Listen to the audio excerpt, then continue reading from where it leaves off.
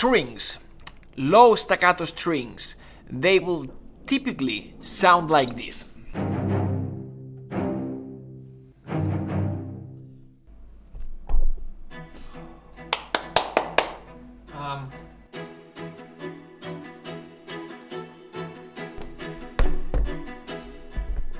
Trying to put the phone here, camera here, it keeps falling.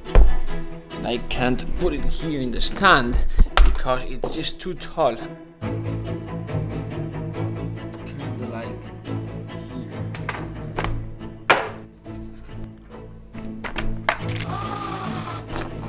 There you go. Now we can continue recording, hopefully. Yes. Yeah, sometimes though we need something that sounds more like this.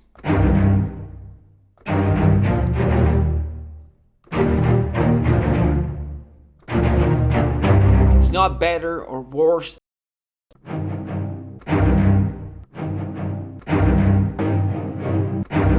It's just different, and sometimes we need this type of sound. So how did I build this? It's actually a combination of 3 different libraries.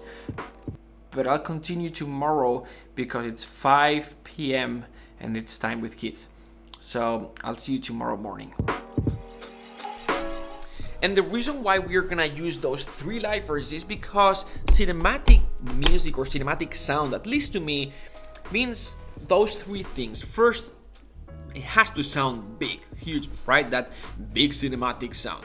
So the strings are gonna need to sound big. Second, with that side making it sound big, we don't want to lose clarity, we still want definition, so we're gonna need to add that. And third, sometimes we need aggression, not always, but many times, or at least control the amount of aggression. And the studio looks dirty. I cleaned it a couple of days ago, lightly, but still, oh man, look at this. Ooh. B-roll scene. I don't think you're worth the trouble. I think it's over, then you make it double. Perhaps I should've known from the get-go, but some things are just too hard to let go. But I don't think you're worth the trouble. That was fun. I keep procrastinating. I don't know if that happens to you. Anyway, this is the sound. After this completely unnecessary long intro, we are finally getting to the important part of the video. So I've got those 3 libraries. The first library, which is this one here, I'll show you in a minute, sounds like this. Sounds big, but it doesn't have the aggression, especially with double basses. Quick note, I'm using ensemble patches here. Low strings ensemble patches for the first 2 libraries. And I'm using that on purpose because what I need is highs in this case.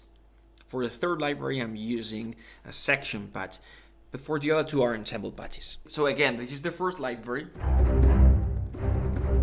Now the second one, way smaller, maybe we could say more realistic sounding, but more aggression.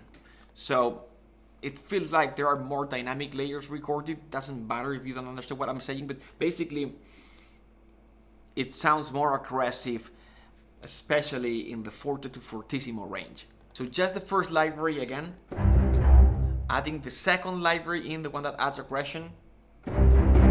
See, without, one more time, with. See, it's a second layer that adds aggression to the mix. Without, it's nice, it's big, but doesn't have too much character. Now adding that second library that adds aggression. Without, with. So far it sounds good, right?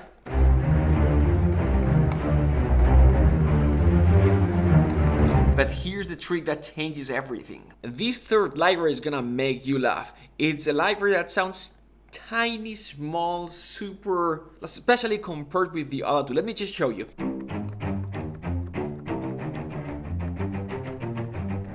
See, it's super small, and not just small, it sounds also drier, like in a smaller space.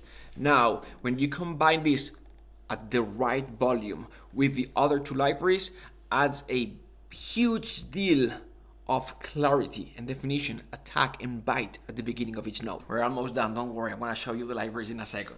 But here we go. The other two libraries combined without the last one, and now with the tiny small sounding one added to the mix. Without again, and with, without, with. And these are the three libraries that we were talking about. Albion, the first one, which is the one that sounds big. Synphobia, the second one, which is the one that sounds aggressive. And then LAS Chording Strings Cello Spiccato Patch, which is the one that sounds tiny but adds definition. So that's it. 1, 2, 3. Albion, Synphobia, LAS Chording Strings, Albion for size, Synphobia for aggression, LAS Chording Strings for definition. Now, these are the libraries that I am using, but you can use any of the libraries. Just try to find, three. Sometimes you don't even need to use 3 different libraries. Sometimes within the library, you've got different configurations, like different mic configurations or different section sizes or different groups of strings. For example, what you can do sometimes is you can have the strings ensemble as the thing that sounds big, and it's gonna sound big because there's overlapping when they build ensemble patches, and combining it with cellos. Sometimes the cellos have the aggression but not the size, which is good, or you can combine that with something that sounds smaller, like for example the cellos with a little bit of the closer miking and change the articulation instead of using staccatos, using the spiccato patch. So you can, at the end of the day, these are the 3 things that you want to go for: the size, the aggression, the definition and clarity, the bite, the attack. Sometimes within one library you already have that with different mic positions and articulation choice. So that is it from me. Thanks for watching. Subscribe if you haven't already. We're posting videos like this every single day. Other than that, there's a link in the description if you want to learn to compose trailer, love, sad music, because sometimes it's good to know the technical side of it, the how to, but sometimes you know how to use libraries, but then you start composing, it's like, I want to compose something that sounds like blah blah blah, and there's a specific way of combining harmony, melody, tempo, different sounds, orchestration to make it sound like that cliche.